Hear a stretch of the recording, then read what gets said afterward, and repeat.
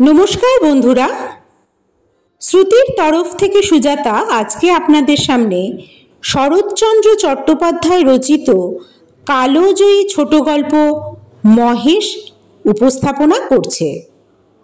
গল্প সম্পর্কে নতুন করে বলার কিছুই নেই, সবাই হয়তো জানেন। এবার দেখুন আমি কতটা ফুটিয়ে তুলতে পেরেছি। গ্রামের নাম কাশীপুর। গ্রাম ছোট, জমিদার আরও ছোট, তবু দাপটে তার প্রজারা টু শব্দটি করিতে পারে না, এমনই প্রতাপ। ছোট ছেলের জন্মতিথি পূজা। পূজা সারিয়া তর্করত্ন দ্বীপ্রহর বেলায় বাটি ফিরিতেছিলেন। বৈশাখ শেষ হইয়া আসে, কিন্তু মেঘের ছায়াটুকু কোথাও নাই। অনাবৃষ্টির আকাশ হইতে যেন আগুন ঝরিয়া পড়িতেছে। সম্মুখের দিগন্তজোড়া মাঠখানি জ্বলিয়া পুড়িয়া ফুটি ফাটা হইয়া আছে, আর সেই লক্ষ লক্ষ ফাটল দিয়া ধরিত্রীর বুকের রক্ত নিরন্তর ধোঁয়া হইয়া উড়িয়া যাইতেছে। অগ্নিশিখার মতো তাহাদের সর্পিল ঊর্ধ্বগতির প্রতি চাহিয়া থাকিতে মাথা ঝিমঝিম করে, যেন নেশা লাগে। ইহারই সীমানায় পথের ধারে গফুর জোলার বাড়ি। তাহার মাটির প্রাচীর পড়িয়া গিয়া প্রাঙ্গণ আসিয়া পথে মিশিয়াছে, এবং অন্তঃপুরের লজ্জা সম্ভ্রম পথিকের করুণায় আত্মসমর্পণ করিয়া নিশ্চিন্ত হইয়াছে। পথের ধারে একটা পিটালি গাছের ছায়ায় দাঁড়াইয়া তর্করত্ন উচ্চ কণ্ঠে হাঁক দিলেন, ওরে ও গোফরা, বলি ঘরে আছিস? তাহার বছর দশকের মেয়ে দুয়ারে দাঁড়াইয়া সাড়া দিল, কেন বাবাকে? বাবার যে জ্বর। জ্বর?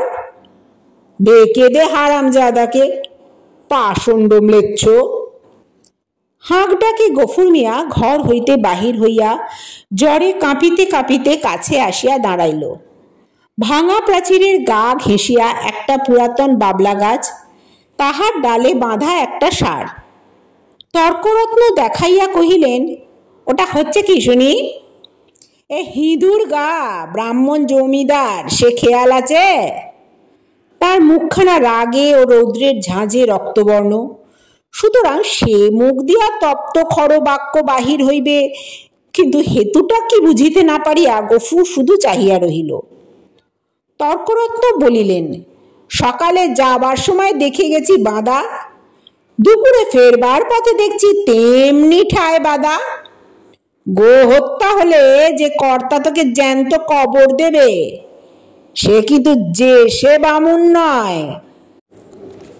কি করবো বাবা ঠাকুর, বড় লাচারে পড়ে গেছি। কদিন থেকে গায়ে জ্বর, দড়ি ধরে যে দুখুটো খাইয়ে আনবো তা মাথা খুঁড়ে পড়ে যাই। তুই ছেড়ে দে না, আপনি চড়াই করে আসুক। কোথায় ছাড়বো বাবা ঠাকুর? লোকের ধান এখনো সব ঝাড়া হয়নি, খামারে পড়ে খড় এখনো গাঁদি দেওয়া হয়নি, মাঠের আলগুলো সব জ্বলে গেল, কোথাও এক মুঠো ঘাস নেই। কার ধানে মুখ দেবে, কার গাঁদা ফেরে খাবে, কেমনে ছাড়ি বাবা ঠাকুর? তর্করত্ন একটু নরম হইয়া কহিলেন, না ছাড়িস তো ঠান্ডায় কোথাও বেঁধে দিয়ে দুয়াটি বিচুলি ফেলে দে না, ততক্ষণে চিবোক। তোর মেয়ে ভাত রাঁধেনি? ফ্যানে জলে দে না ওকে এক গামলা, খাক। গফুর জবাব দিল না। নিরুপায়ের মতো তর্করত্নের মুখের পানে চাহিয়া তাহার নিজের মুখ দিয়া শুধু একটা দীর্ঘশ্বাস বাহির হইয়া আসিল। তর্করত্ন বলিলেন, তাও বুঝি নেই? কি করলি খড়? ভাগে এবার যা পেলি সমস্ত বেচে পেটায় নাম। গরুটার জন্য এক আঁটি রাখতে নেই গা, বেটা কষাই। এই নিষ্ঠুর অভিযোগ গফুরের যেন বাক্যরোধ হইয়া গেল। ক্ষণিক পরে ধীরে ধীরে কহিল, কাহুন খানেক খড় এবার ভাগই পেয়েছিলাম, কিন্তু গেল সনের বকেয়া বলে কর্তামশাই সব ধরে রাখলেন।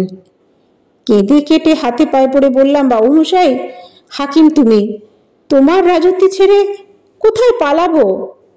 আমাকে ৫ বিচুলিও না হয় দাও। চালের খড় নেই, একখানা ঘর, বাপ বেটিতে থাকি, তাও না হয় তালপাতার গাঁজা গোজা দিয়ে বর্ষাটা কাটিয়ে দেব, কিন্তু না খেতে পেয়ে আমার মহেশ মরে যাবে। তর্করত্ন হাসিয়া কহিলেন, হেস, সাত করে আবার নাম রাখা হয়েছে মহেশ, হেসে আর বাঁচিনে। কিন্তু এ বিদ্রুপ গফুরের কানে গেল না। সে বলিতে লাগিল, কিন্তু হাকিমের দয়া হলো না। মাস দুয়েক খোরাকের মতন ধান দুটি আমাদের দিলেন, কিন্তু বেবাক খড় সরকারের গাদায় চলে গেল। ও আমার কুটোটিও পেল না। বলিতে বলিতে কণ্ঠস্বর তাহার অশ্রুভারে ভারী হইয়া উঠিল, কিন্তু তর্করত্নের তাহাতে করুণার উদয় হইল না। কহিলেন, আচ্ছা মানুষ তো তুই, খেয়ে রেখেছিস, দিবি নে। জমিদার কি তোকে ঘরের থেকে খাওয়াবে নাকি? আরে তোরা তো রাম রাজত্বে বাস করিস, ছোট লোক কি না, তাই তার মতন লোকে নিন্দে করছিস। গফুর লজ্জিত হইয়া বলিল, নিন্দে করব কেন বাবা ঠাকুর? নিন্দে তার আমার করিনি, কিন্তু কোথা থেকে দিই বলতো? বিঘে চারেক জমি ভাগ করি, কিন্তু উপরি উপরি 2 সন অজন্মা মাঠে ধান শুকিয়ে গেল। বাপ বেটিতে দুবেলা দুটো পেট ভরে খেতে পর্যন্ত পাইনি। ঘরের পানে চেয়ে দেখো, বৃষ্টি বাদলে মেয়েটাকে নিয়ে কোণে বসে রাত কাটাই, পা ছড়িয়ে শোবার ঠাঁই মেলে না। মহেশকে একটিবার তাকিয়ে দেখো, পাঁজরা গোনা যাচ্ছে। দাও না ঠাকুরমশাই, কাহন 2 ধার, গরুটাকে 2 দিন পেট পুড়ে খেতে দিই। বলিতে বলিতে সে ধপ করিয়া ব্রাহ্মণের পায়ের কাছে বসিয়া পড়িল। তর্করত্ন তীরবৎ 2 পা পিছাইয়া গিয়া বললেন, মর, ছুঁয়ে ফেলবি নাকি? দূর দূর দূর দূর দূর। না না না বাবা ঠাকুর, ছোবো কেন? ছোবো না। কিন্তু দাও আমাকে কাহন 2 খড়। তোমার 4-4টে গাদা সেদিনকে দেখে এসেছি, এই কটি দিলে তুমি টেরও পাবে না। আমরা না খেয়ে মরি, খেতে নেই, কিন্তু ও আমার অবলা জীব, কথা বলতে পারে না, শুধু চেয়ে থাকে আর চোখ দিয়ে জল পড়ে। তর্করত্ন কহিল, ধান নিবি, শুধবি কি করে? গফুর আশান্বিত হইয়া ব্যগ্রস্বরে কহিয়া উঠিল, যেমন করে পারি শুধবো বাবা ঠাকুর, তোমাকে ফাঁকি দেব না। তর্করত্ন মুখে এক প্রকার শব্দ করিয়া গফুরের ব্যাকুল কণ্ঠের অনুকরণ করিয়া কহিল, ফাঁকি দেব না, যেমন করে পারি শুধবো, রসিক নাগর। যা যা, সর, পথ ছাড়, ঘরে যাই, বেলা বয়ে গেল। এই বলিয়া তিনি একটু মুচকি হাসিয়া পা বাড়াইয়া সহসা সভয়ে পিছাইয়া গিয়া সক্রোধে বলিয়া উঠিলেন, আমার সিংহের তেরে আসে যে, গুতবে নাকি? গফুর উঠিয়া দাঁড়াইল। ঠাকুরের হাতে ফল মূল ও ভিজা চালের পুটুলি ছিল, সেইটা দেখাইয়া কহিল, গন্ধ পেয়েছে, এক মুঠো খেতে চায়। খেতে চায় তা বটে, যেমন চাষা তার তেমন বলদ, খড় জোটে না, চাল কলা খাওয়া চাই। এই নে, পথ থেকে সরিয়ে বাঁধ, যে সিং কোন দিন দেখছি কাকে খুন করবে। এই বলিয়া তর্করত্ন পাশ কাটাইয়া হনহন করিয়া চলিয়া গেলেন। গফুর সেদিক হইতে দৃষ্টি ফিরাইয়া ক্ষণকাল স্তব্ধ হইয়া মহেশের মুখের দিকে চাহিয়া রহিল। তাহার নিবিড় গভীর কালো 2টি বেদনা ও ক্ষুধায় ভরা। কহিল, তোকে দিলে না এক মুঠো, ওদের অনেক আছে, তবু দেয় না। না ধিক্ষে। তাহার গলা বুঝিয়া আসিল। তারপরে চোখ দিয়া টপ টপ করিয়া জল পড়িতে লাগিল।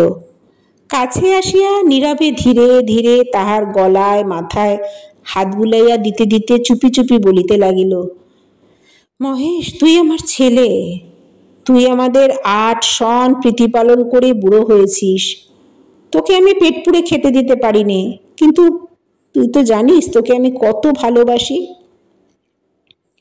মহেশ প্রত্যুত্তরে শুধু গলা বাড়াইয়া আরামে চোখ বুজিয়া রহিল। গফুর চোখের জল গরুর পিঠের ওপর রগড়াইয়া মুছিয়া ফেলিয়া তেমনি অস্পৃষ্টে কহিতে লাগিল, জমিদার তোর মুখের খাবার কেড়ে নিলে, শ্মশান ধারে গায়ে যে গোচরটুকু ছিল তাও পয়সার লোভে জমাবিলি করে দিলে। এই 2 বছরে তোকে কেমন করে বাঁচিয়ে রাখি বল?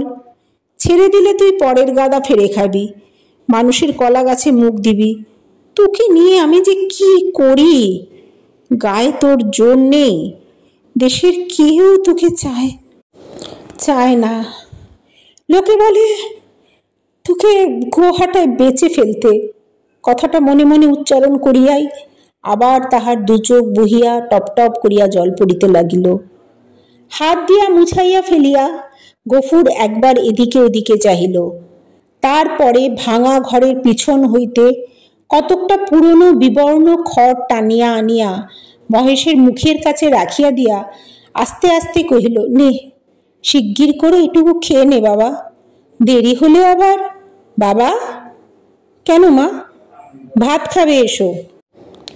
এই বলিয়া আমিনা ঘর হইতে আসিয়া দাঁড়াইল। এক মুহূর্ত চাহিয়া থাকিয়া কহিল, মহেশকে আবার চাল ফেরে খড় দিয়েছ বাবা? ঠিক এই ভয়ই সে করিতেছিল। লজ্জিত হইয়া বলিল, পুরনো পচা খড় মা, আপনিই ঝরে যাচ্ছিল। আমি যে ভেতর থেকে শুনতে পেলাম বাবা, তুমি টেনে বার করছো। না মা, ঠিক টেনে বার করা নয়, কিন্তু দেয়ালটা যে পড়ে যাবে বাবা। গফুর চুপ করিয়া রহিল। একটি মাত্র ঘর ছাড়া যে আর সবই গেছে, এবং এমন ধারা করিলে আগামী বর্ষায় ইহাও যে টিকিবে না, এ কথা তাহার নিজের চেয়ে আর কে বেশি জানে। অথচ এই উপায়ই বা কটা দিন চলে। মেয়ে কহিল, হাত ধুয়ে খাবে, এসো বাবা, আমি ভাত বেড়ে দিয়েছি। গফুর কহিল, ফ্যানটুকু দে তো মা, একেবারে খাইয়ে দিয়ে যাই। ফ্যান যে আজ নেই বাবা, হাড়িতেই মরে গেছে। নেই? গফুর নীরব হইয়া রহিল। দুঃখের দিনে এতটুকু নষ্ট করাও যে যায় না, সেটা এই 10 বছরের মেয়েটাও বুঝিয়াছে। হাত ধুইয়া সে ঘরের মধ্যে গিয়া দাঁড়াইল। একটা পিতলের থালায় পিতার শাকান্ন সাজাইয়া দিয়া কন্যা নিজের জন্য একখানি মাটির শাকনিতে ভাত বাড়িয়া লইয়াছে। চাহিয়া চাহিয়া গফুর আস্তে আস্তে কহিল, আমি না, আমার গায়ে যে আবার শীত করছে মা, জ্বর গায়ে খাওয়া কি ভালো? আমি না উদ্বিগ্ন মুখে কহিলে, কিন্তু তখন যে বললে বড্ড খিদে পেয়েছে। তখন হয়তো জ্বর ছিল না মা। তাহলে তুলে রেখে দি বাবা, সাজের বেলা খেও। গফুর মাথা নাড়িয়া কহিল, কিন্তু ঠান্ডা ভাত খেলে যে অসুখ বাড়বে আমিনা। আমিনা কহিল, তবে? গফুর কত কি যেন চিন্তা করিয়া হঠাৎ এই সমস্যার মীমাংসা করিয়া ফেলিল। কহিল, এক কাজ কর না মা, মহেশকে না হয় ধরে দিয়ায়, তখন রাতের বেলা আমাকে এক মুঠো ফুটিয়ে দিতে পারবি না? প্রত্যুত্তরে আমিনা মুখ তুলিয়া ক্ষণকাল চুপ করিয়া পিতার মুখের প্রতি চাহিয়া রহিল। তারপরে মাথা নিচু করিয়া ধীরে ধীরে ঘাড় নাড়িয়া কহিল, পারবো বাবা। গফুরের মুখ রাঙা হইয়া উঠিল। পিতা ও কন্যার মাঝখানে এই যে একটুখানি ছলনার অভিনয় হইয়া গেল, তাহা এই দুটি প্রাণী ছাড়া আরও একজন বোধ করি অন্তরিক্ষে থাকিয়া লক্ষ্য করিলেন।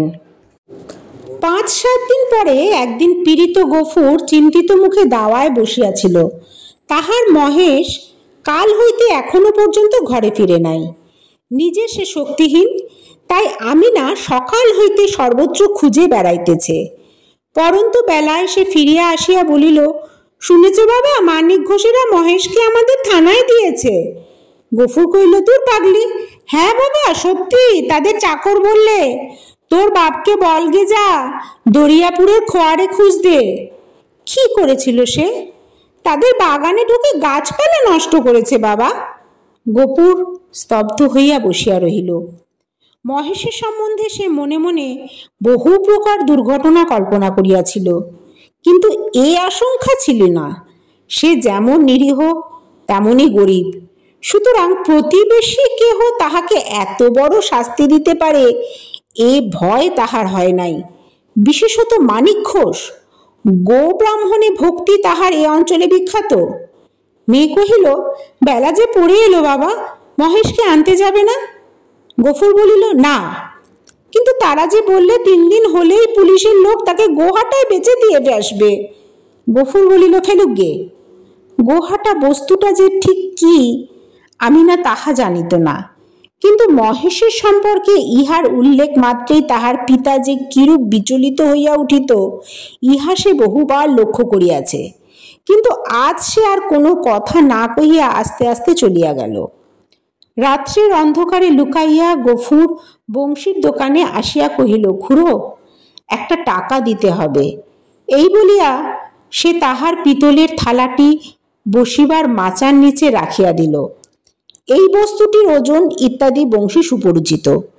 বছর দুয়েকের মধ্যে সে বাঁড় ইহা বন্ধক রাখিয়া একটি করিয়া টাকা দিয়েছে, অতএব আজও আপত্তি করিল না। পরদিন সকালে মহেশকে আবার সেই যথাস্থানেই দেখা গেল। সেই বাবলাতলা, সেই দড়ি, সেই খুঁটা, সেই তৃণহীন শূন্য আধার, সেই ক্ষুধাতুর কালো চোখের সজল উৎসুক দৃষ্টি।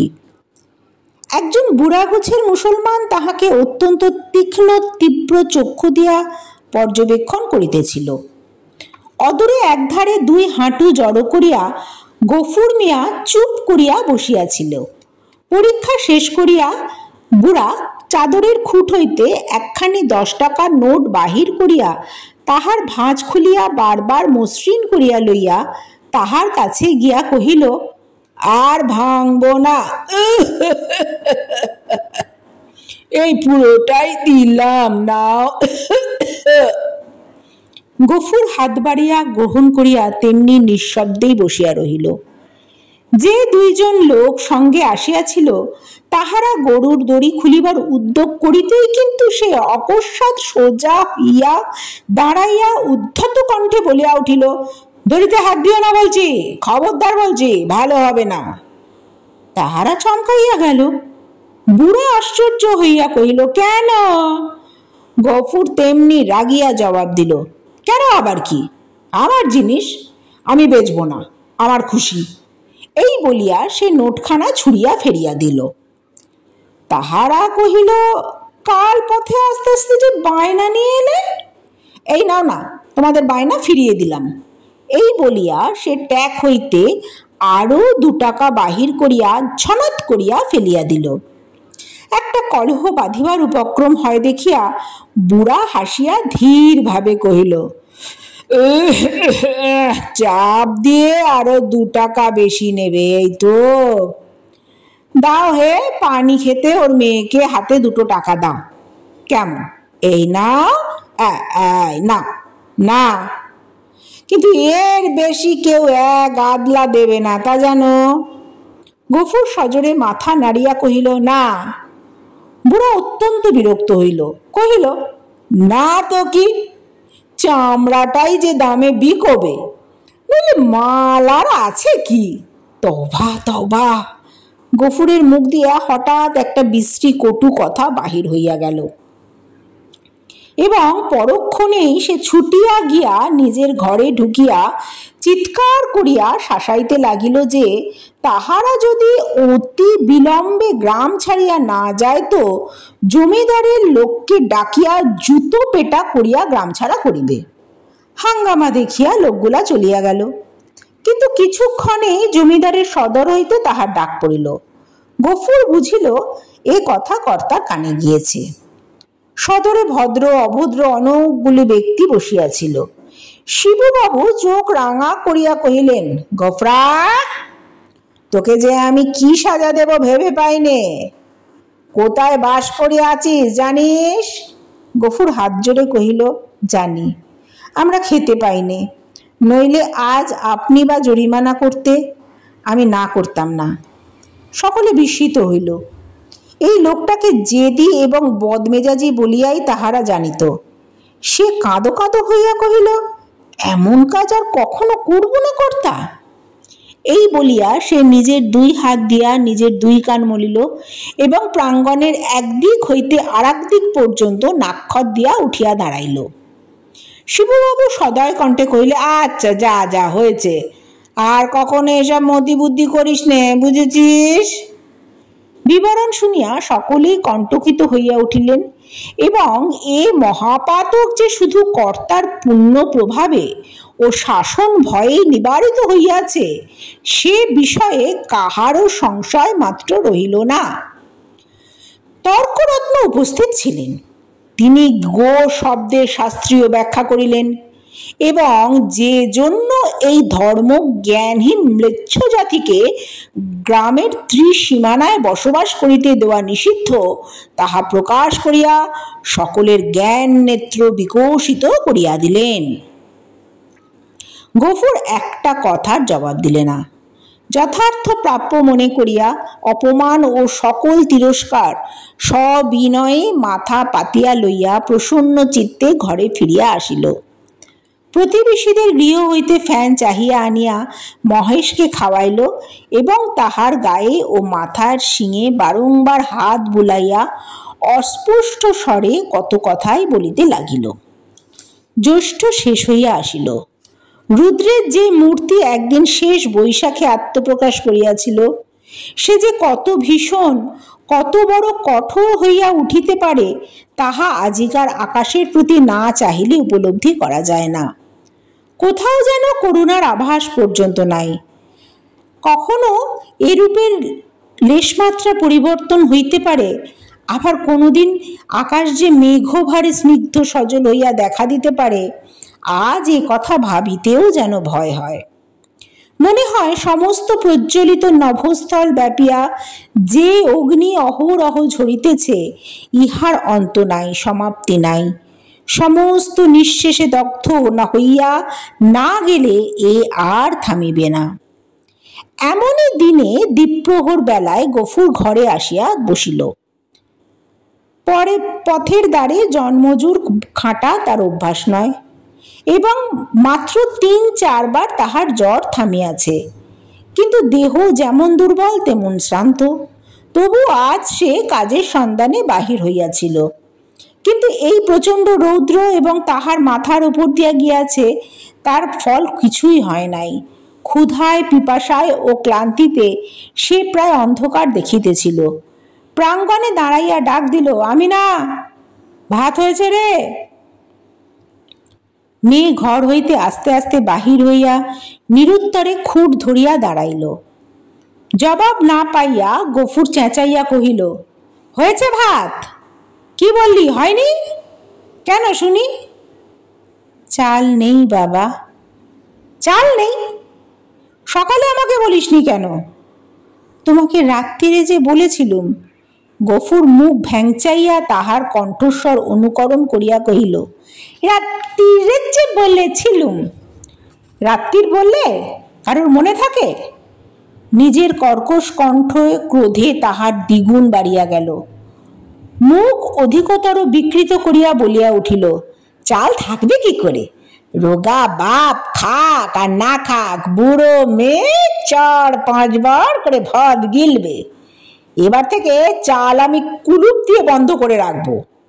যে এক ঘটি জল দে, তেষ্টায় বুক ফেটে গেল। বল, তাও নেই। মেয়ে কথাটি কহিল না। মাটির শূন্য কলসিটি তুলিয়া সেই রৌদ্রের মাঝে চোখ মুছিতে মুছিতে নিঃশব্দে বাহির হইয়া গেল। সে চোখের আড়াল হইতেই কিন্তু গফুরের বুকে শেল বিঁধল। মা মরা এই মেয়েটিকে সে যে কি করিয়া মানুষ করিয়াছে, সে কেবল সেই জানে। তাহার মনে পড়িল, এই তাহার স্নেহশীলা, কর্তব্য পরায়ণা, শান্ত মেয়েটির কোনো দোষ নাই। ক্ষেতের সামান্য ধান কয়টি ফুরোনো পর্যন্ত তাহাদের পেট দুবেলা ভরিয়া অন্ন জুটিত। কোনোদিন একবেলা, কোনোদিন বা তাহাও নয়। দিনে ৪-৫ বার ভাত খাওয়ার এমন অসম্ভব এবং মিথ্যা কল্পনা কখনোই হয় না, এবং পিপাসার জল না থাকার হেতুও তাহার অবদিত নয়। গ্রামে যে ২-৩টি পুষ্করিণী আছে তাহা একেবারে শুষ্ক। শিবচরণ বাবুর খিড়কির পুকুরে যা একটু জল আছে তাহা সাধারণে পায় না। অন্যান্য জলাশয়ের মধ্যিখানে গর্ত খুঁড়িয়া যাহা কিছু জল সঞ্চিত হয়, তাহাতে যেমন কাড়াকাড়ি তেমনি ভিড়। বিশেষত মুসলমান বলিয়া এই ছোট মেয়েটি তো কাছেই ঘেঁষিতে পারে না। ঘণ্টার পর ঘণ্টা দূরে দাঁড়াইয়া বহু অনুনয় বিনয়ে কেহ দয়া করিয়া যদি তাহার পাত্রে জল ঢালিয়া দেয়, সেইটুকুই সে ঘরে আনে। এ সমস্তই সে জানে। হয়তো আজ জল ছিল না, কিংবা কারাকারের মধ্যিখানে কেহ তাহাকে কৃপা করিবার অবসর পায় নাই। এমনই কিছু একটা হইয়া থাকিবে নিশ্চয় বুঝিয়া তাহার নিজের চোখও জল ভরিয়া উঠিল। এমন সময় জমিদারের পেয়াদা যমদূতের ন্যায় আসিয়া প্রাঙ্গণে দাঁড়াইয়া চিৎকার করিয়া ডাকিল, গফরা ঘরে আছিস? গফরা তীক্ষ্ণ কণ্ঠে সাড়া দিয়া কহিল, আছি। কেন? বাবু মশাই ডাকছে, নাই। গফুর কহিল, আমার খাওয়া দাওয়া হয়নি, পরে যাব। এত বড় স্পর্ধা পেয়াদার সহ্য হইল না। সে কুৎসিত একটা সম্বোধন করিয়া কহিল, বাবুর হুকুম জুতো মারতে মারতে টেনে নিয়ে যেতে। গফুর দ্বিতীয়বার আত্মবিস্মৃত হইল। সেও একটা দুর্বাক্য উচ্চারণ করিয়া কহিল, মহারানীর রাজত্বে কেউ কারোর গোলাম নয়, খাজনা দিয়ে বাস করি, আমি যাব না। কিন্তু সংসারে এত ক্ষুদ্রের এত বড় দোহাই দেওয়া শুধু বিফল নয়, বিপদেরও কারণ। রক্ষা এই যে অত ক্ষীণ কণ্ঠ অত বড় কানে গিয়া পৌঁছায় না, না হইলে তাহার মুখের অন্ন ও চোখের নিদ্রা দুই ঘুচিয়া যাইত। তাহার পরে কি ঘটিল বিস্তারিত করিয়া বলার প্রয়োজন নাই, কিন্তু ঘণ্টা খানেক পরে যখন সে জমিদারের সদর হইতে বাহির ফিরিয়া ঘরে গিয়া নিঃশব্দে শুইয়া পড়িল, তখন তাহার চোখ মুখ ফুলিয়া উঠিয়াছে। তাহার এত বড় শাস্তির হেতু প্রধানত মহেশ। গফুর বাটি হইতে বাহির হইবার পরে সেও দড়ি ছিঁড়িয়া বাহির হইয়া পড়ে এবং জমিদারের প্রাঙ্গণে ঢুকিয়া ফুল গাছ খাইয়াছে, ধান শুকাইতেছিল তাহা ফেলিয়া ছড়াইয়া নষ্ট করিয়াছে, পরিশেষে ধরিবার উপক্রম করায় বাবুর ছোট মেয়েকে ফেলিয়া দিয়া পলায়ন করিয়াছে। এইরূপ ঘটনা কিন্তু এই প্রথম নয়, এর পূর্বেও বহু ঘটিয়াছে। শুধু গরিব বলিয়াই তাহাকে মাপ করা হইয়াছিল। পূর্বের মতো এবারেও সে হাতে পায়ে পড়িলে হয়তো ক্ষমা হইত, কিন্তু সে যে কর দিয়া বাস করে বলিয়া কাহারও গোলাম নয় বলিয়া প্রকাশ করিয়াছে। প্রজার মুখের এত বড় স্পর্ধা জমিদার হইয়া শিবচরণবাবু কোনো মতেই সহ্য করিতে পারেন নাই। সেখানে সে প্রহার ও লাঞ্ছনার প্রতিবাদ মাত্র করে নাই, সমস্ত মুখ বুঝিয়া সহিয়াছে। ঘরে আসিয়াও সে তেমনি নিঃশব্দে পড়িয়া রহিল। ক্ষুধা তৃষ্ণার কথা তাহার মনে ছিল না, কিন্তু বুকের ভিতরটা যেন বাহিরের মধ্যাহ্ন আকাশের মতনই জ্বলিতে লাগিল। এমন কতক্ষণ কাটিল তাহার হুঁশ নাই, কিন্তু প্রাঙ্গণ হইতে সহসা তাহার মেয়ের আর্ত কণ্ঠর চিৎকার কানে যাইতেই সে সবেগে উঠিয়া দাঁড়াইল এবং ছুটিয়া বাহিরে আসিয়া দেখিল আমিনা মাটিতে পড়িয়া এবং বিক্ষিপ্ত ভাঙা ঘট হইতে জল ঝরিয়া পড়িতেছে, আর মহেশ মাটিতে মুখ দিয়া সেই জল মরুভূমির মতন যেন শুষিয়া খাইতেছে। চোখের পলক পড়িল না। গফুর দিক বিদিক জ্ঞান শূন্য হইয়া গেল।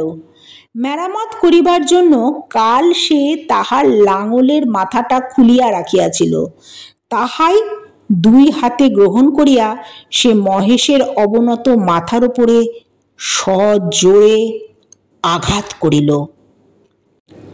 একটিবার মাত্র মহেশ মুখ তুলিবার চেষ্টা করিল, তাহার পরই তাহার আহার ক্লিষ্ট শীর্ণ দেহ ভূমিতলে লুটাইয়া পড়িল। চোখের কোণ হইতে কয়েক বিন্দু অশ্রু ও কান হইতে কয়েক ফোঁটা রক্ত গড়াইয়া পড়িল। বার দুই সমস্ত শরীরটা তাহার থরথর করিয়া কাঁপিয়া উঠিল। তারপরে সম্মুখ ও পশ্চাতের পা দুটো তাহার যত দূর যায় প্রসারিত করিয়া দিয়া মহেশ শেষ নিঃশ্বাস ত্যাগ করিল। আমিনা কাঁদিয়া উঠিয়া কহিল, কি করলে বাবা? আমাদের মহেশ যে মরে গেল। গফুর নড়িল না, জবাব দিল না, শুধু নির্নিমেষ চোখে আর এক জোড়া নিমেষহীন পলকহীন গভীর কালো চক্ষের পানে চাহিয়া পাথরের মতো নিশ্চল হইয়া রহিল। ঘণ্টা দুয়ের মধ্যেই সংবাদ পাইয়া গ্রামান্তের মুচির দল আসিয়া জুটিল। তাহারা বাসে বাঁধিয়া মহেশকে ভাগাড়ে লইয়া চলিল। তাহাদের হাতে ধারালো চকচকে ছুরি দেখিয়া গফুর শিহরিয়া চক্ষু মুদিল, কিন্তু একটি কথাও কহিল না। পাড়ার লোকে কহিল, তর্করত্নের কাছে ব্যবস্থা নিতে জমিদার লোক পাঠিয়েছেন, প্রায়শ্চিত্তের খরচ জোগাতে এবার তোকে না ভিটে বেচতে হয়। গফুর এ সকল কথার কোনো উত্তর দিল না, দুই হাঁটুর ওপর মুখ রাখিয়া ঠায় বসিয়া রহিল। অনেক রাত্রে গফুর মেয়েকে তুলিয়া কহিল, আমি না, চল আমরা যাই। সে দাওয়ায় ঘুমাইয়া পড়েছিল। চোখ মুছিয়া উঠিয়া বসিয়া কহিল, কোথায় বাবা? গফুর কহিল, ফুলবেড়ের চটকলে কাজ করতে। মেয়ে আশ্চর্য হইয়া কহিল, ইতিপূর্বে অনেক দুঃখ তাপেও তাহার কলের কাজ করিতে রাজি হয় নাই। সেখানে ধর্ম থাকে না, মেয়েদের ইজ্জত আবরু থাকে না, সে কথা সে বহুবার শুনিয়াছে। গফুর কহিল, দেরি করিস নে মা, চল, অনেক পথ হাঁটতে হবে। আমি না জল খাইবার ঘটি ও পিতলের ভাত খাইবার থালাটি সঙ্গে লইতেছিল। গফুর নিষেধ করিল, ওসব থাক মা, ওতে আমার মহেশের প্রায়শ্চিত্তির হবে। অন্ধকার গভীর নিশীথে সে মেয়ের হাত ধরিয়া বাহির হইল। এই গ্রামে আত্মীয় কেহ তাহার ছিল না, কাহাকেও বলিবারও কিছু নাই। আঙিনা পার হইয়া পথের ধারে সেই বাবলাতলায় আসিয়া সে থমকিয়া দাঁড়াইল। সহসা হু হু করে কাঁদিয়া উঠিল। নক্ষত্র খচিত কালো আকাশে মুখ তুলিয়া কহিল, আল্লাহ, আমাকে যত খুশি সাজা দিও, কিন্তু মহেশ আমার তেষ্টা নিয়ে মরেছে। তার চরের খাবার এতটুকু জমিকেও রাখেনি। যে তোমার দেওয়া মাঠের ঘাস, তোমার দেওয়া তৃষ্ণার জল তাকে খেতে দেয়নি, তার কসুর তুমি কখনো মাপ করো না। শেষ হলো শরৎচন্দ্র চট্টোপাধ্যায়ের কালোজয়ী ছোট গল্প মহেশ। কেমন লাগলো অবশ্যই জানাবেন।